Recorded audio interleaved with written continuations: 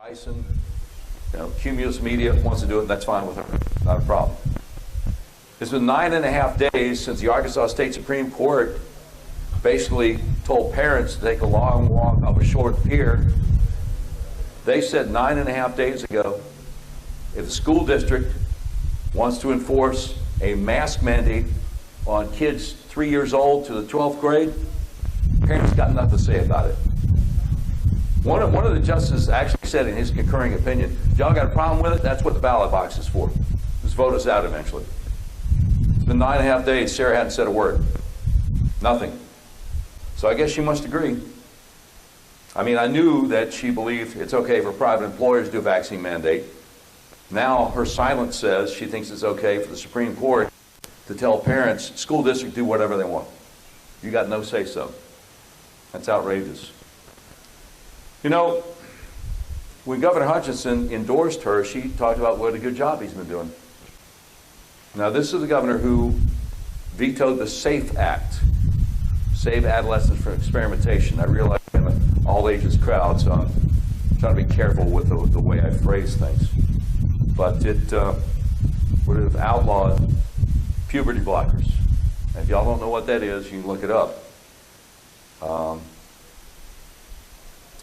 Governor Hutchinson vetoed the bill, went on Tucker Carlson's show on Fox News, and said, well, Tucker, I've talked to the medical experts in Arkansas, and they say that it's wrong to keep children with gender dysphoria from going through this procedure. And Tucker's trying to present him with the evidence that research that's been done say if you do this to minors, by the time they're in the 20s, suicide rates through the roof. Asa didn't want to hear about it. Tucker said, anybody from Walmart, Tyson, Dillard's, anybody call you about this issue? No, Tucker, I said I listened to the medical experts. Next night did an update showing video of Asa from another Fox News show a few days earlier. Now, we have some major multinational corporations in Arkansas very concerned about this issue. So Tucker said, so he lied to us. Forget 2020 and shutting down all the small businesses and telling restaurants, we're going to fine you if you don't make your patrons wear a mask until they sit down and make their drink order. Forget all that. Forget mask mandates for 5-year-olds. Asa vetoes the SAFE Act. All but 3 of the Republicans in the state legislature voted to override his veto. All the Democrats stood with him. Apparently Sarah standing with him because she wouldn't criticize. She wouldn't say a word about it, just like she won't say a word about the state Supreme Court 9.5 days ago telling parents you have no say-so if they want to force mask your 3-year-olds. That's outrageous. So there are two people running the Republican primary for governor. One's a conservative, the other's a liberal. I'm the conservative, she's a liberal. There are a lot of things we need to do in this state. We are way overtaxed. The fact that we have $1.2 billion tax surplus, that means they've been taxing the daylights out of us. We're one of the highest tax states in this country. Definitely the highest tax state in the Mid-South. And you know the crazy thing, all my life I've heard the Republican Party is a party of smaller government and lower taxes. But the last 40 years, half of it, 20 of it, have been Republican governors, and we've had a supermajority of Republicans in the legislature now for a number of years, and our taxes are so high. I got a friend named David Crow. He did an article for Conduit News back in 2017, and he showed the numbers. We spend over $9,000 a year per capita in this state. All the other states around us are way under the national average, from $6,600 down to $4,800 a year. We have many more state employees than the other states about our size. So people say, well, Doc, you say you want to get rid of the personal income tax on small businesses, a tax on used goods. How in the world are you going to make up for this? How are you going to afford it? Well, how about all the waste, fraud, and abuse in our state government? How about the $1.2 billion we're sitting on? Needs to use some of that money to do a forensic audit of everything, all the agencies. all the departments and find out what we can get rid of. One thing I can tell you right now, we're the only state in America that has 2 child welfare agencies. So we're saying, oh, the other 49 are wrong. Y'all don't know how to do this. We need DCFS over here and Crimes Against Children Division over here. Something's wrong. I know families who have had enforced separation between the parents and the minors, and sometimes it takes months, sometimes it takes years to get them back, sometimes you don't get them back. The opposite side of the coin, because the lady came up to me and talked afterwards, is sometimes the minors are left in very dangerous situations. Google the name Mauricio Torres sometimes. You'll see what that's all about. We got to fix that. We need to do unto others as we have them do unto us. And I don't know how many of y'all heard me in Primm, Arkansas last night, so forgive me if I'm repeating some stuff some of y'all heard last night, because I know I have some faces here that weren't there last night. But if I get elected governor, child welfare workers will have to wear body cams. They're interacting with parents and children. They will, thank you. They will have to give parents Miranda warnings, tell them what the rights are under Miranda. I will order them to stop trying to force their way to people's homes because people don't know what the constitutional rights are without a warrant. A lot of times parents are like, I got nothing to hide, come on in. Or they're kind of intimidated, you know. And all of a sudden, wait a minute, you can't take, but they do. But they do. Without a warrant. And that's unconstitutional. Not to mention immoral. Not to mention lifetime of regret on the parts of the parents and the children trying to figure out what I do wrong. You didn't do anything wrong. We have horror stories come out of nursing homes. Have been for years. We got an agency called the Office of Long-Term Care, and I spoke last night to a gentleman who is the lead attorney for the Department of Human Services. He said, well, we don't have enough staff to actually investigate, to inspect the nursing homes. We let them inspect themselves. And then every once in a while we'll audit some of them. I don't get it. Because I'm on record, if you elect me governor, day one, I'll issue an executive order ordering the Office of Long-Term Care to enforce the law.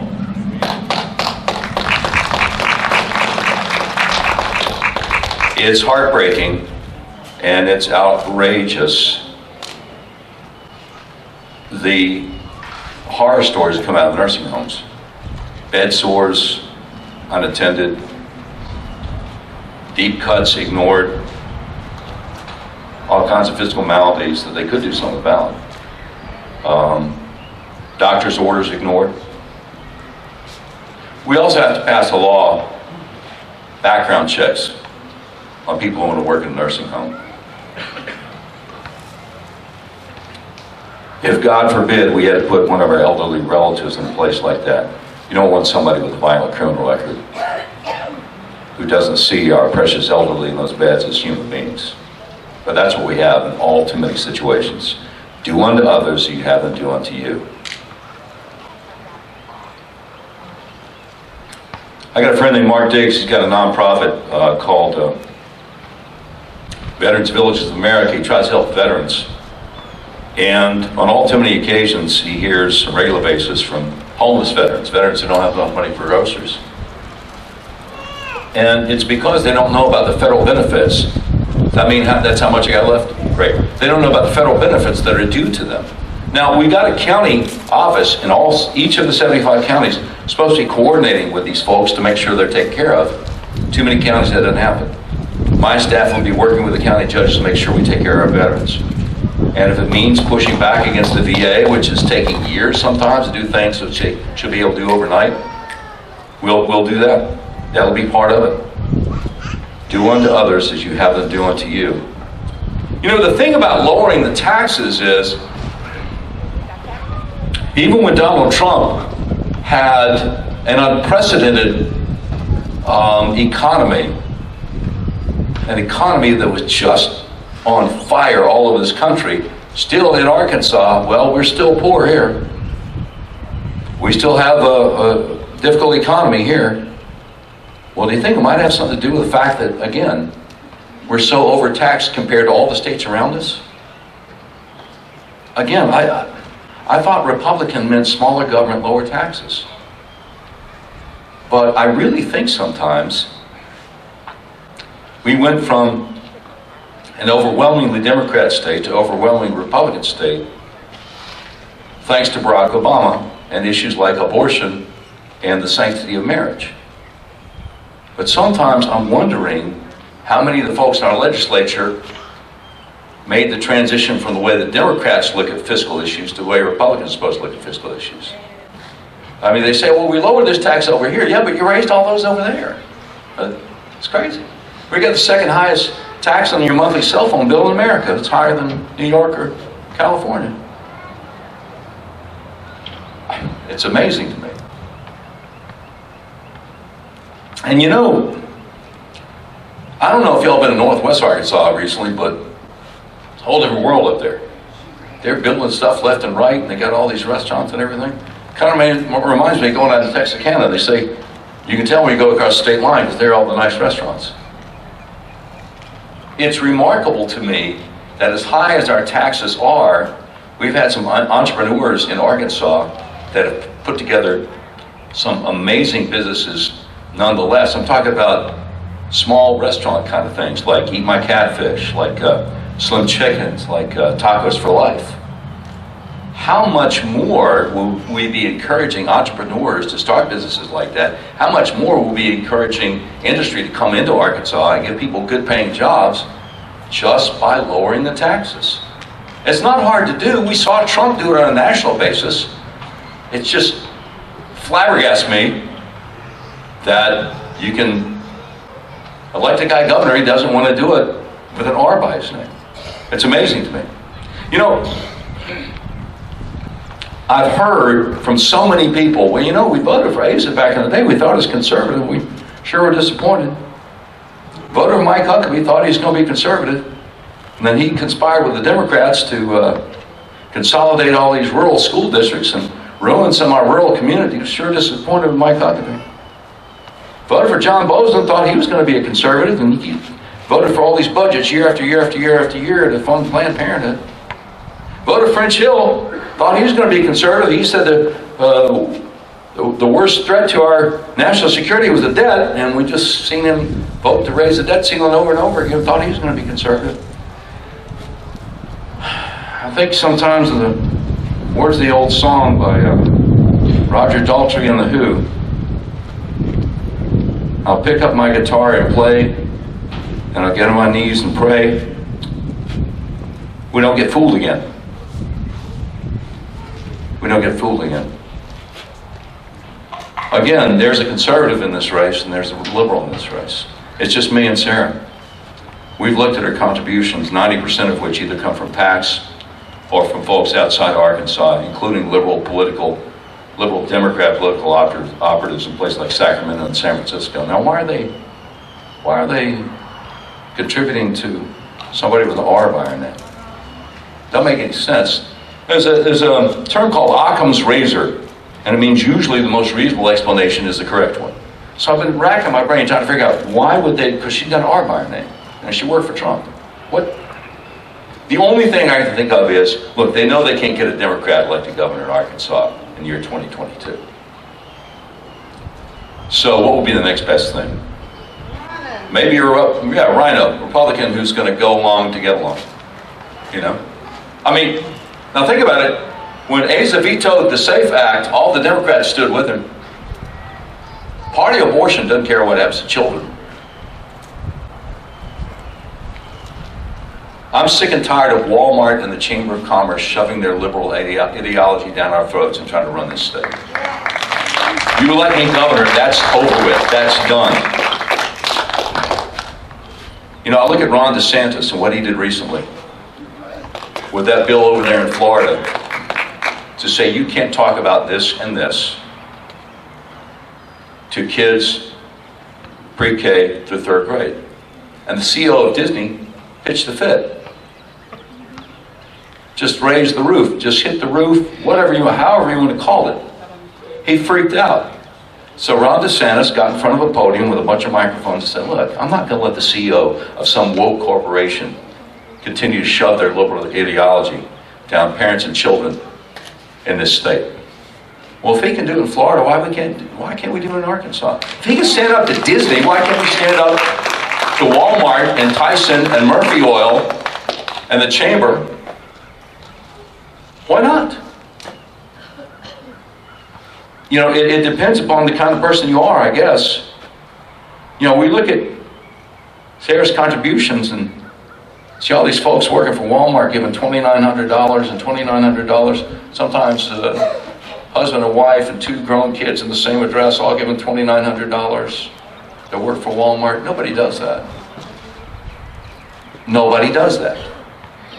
You're not telling me husband, wife, and 2 adult children in the same house are all going to give $2,900 each. Somebody run for governor. That's not the way it works. I've had a handful of people give me $2,900, and God bless them, I appreciate it. But when you see like a whole lot of people that work for the same company all giving $2,900 each, nobody does that. I hear we're the most pro-life state in America, and yet we still have 3 abortion clinics here, and some states have fewer. And, you know, there's one thing to be pro-life, quote unquote, it's another to believe in abolishing abortion. Now, we hope and we pray that the Supreme Court will do the right thing at the end of the term in June and overturn Roe. And I'm told if they do, there's a trigger law, in effect, outlaws all abortion in Arkansas. And yet I looked at the trigger law, and it doesn't touch anything before about 8 weeks. Now, either we believe that life begins at conception or we don't. Senator Rayburn told me, no, it outlaws RU46. And I emailed him the other day. I'm like, Senator, can you show me where? Because this says it doesn't touch anything before you could tell by normal medical process that the woman is pregnant. And that's about 8 weeks. So it doesn't outlaw RU46. So regardless of whether Roe is overturned in June or not, and we hope and we pray it is, we need something stronger than that. And I will sign a bill that's stronger than that. Absolutely. Real quick before we run out of time here, Governor Hutchinson did a COVID-19 town hall in Heber Springs last summer. People were yelling at him. They were furious that their loved ones were going to the hospital not given anything. And Asa seemed shocked. He said, of course they're giving therapeutics to the hospital. Isn't that right? Turned to the hospital administrator standing there and said, not presently. And Asa was like, what was that? Like he didn't hear this big booming voice. Nothing happened. So, by this time, nobody in the Arkansas Department of Health wanted to come talk on my radio talk show, so I reached out to Surgeon General Greg Bledsoe, who was running for Lieutenant Governor. Maybe he wants to come on. Okay. So I asked him, Dr. Bledsoe, you got that bully pulpit, you're Surgeon General of the state. Would you please put out a statement urging healthcare facilities and doctors to at least treat people with COVID? I didn't mention ivermectin. I didn't mention hydroxychloroquine. Just please put out a statement. He said, well, the doctors in the state are really smart. Hospitals doing a great job. I don't think anybody's sitting around waiting to hear what I have to say about COVID. I'm like, but you're the... So what do? You're in charge of the ER in Russellville, Dr. Bledsoe. Right. What do you do if somebody shows up with COVID? What's standard operating procedure? There's not one. We just case-by-case basis leave it up to the doctors. You elect me governor, I will sign a bill making hydroxychloroquine and ivermectin available over the counter. They're safe. There's nothing wrong with them. I had a family friend, family law attorney, went to a clinic affiliated with a big hospital in Little Rock with COVID. Going home, come back and feel worse. 3 or 4 days later, her daughter drove her back to the big hospital. Oh, we're sorry, you missed the 3-day window of opportunity for treatment.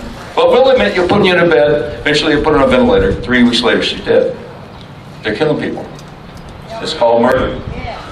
And there's going to be a reckoning, and I don't know what it's going to look like, but to not do the good you know you should do is just as bad as doing the evil you know you shouldn't do.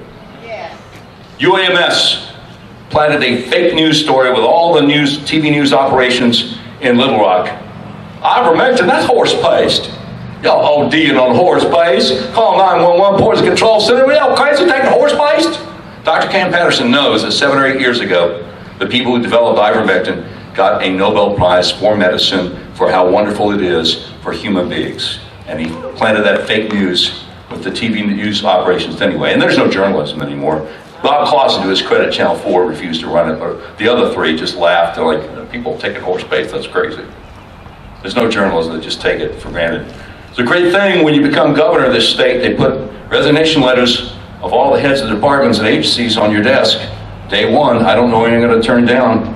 I said weeks ago, I'll definitely fire Dr. Romero, head of the health department. And a few weeks ago, he said, "Sweet, I'm out of here.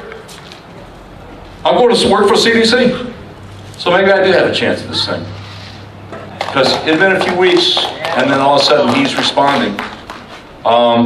Anyway, there's a lot more stuff I like to talk about, but God bless y'all. Thank you for giving me 15 minutes. Anybody wants to hang around and ask me some questions after, that is fine.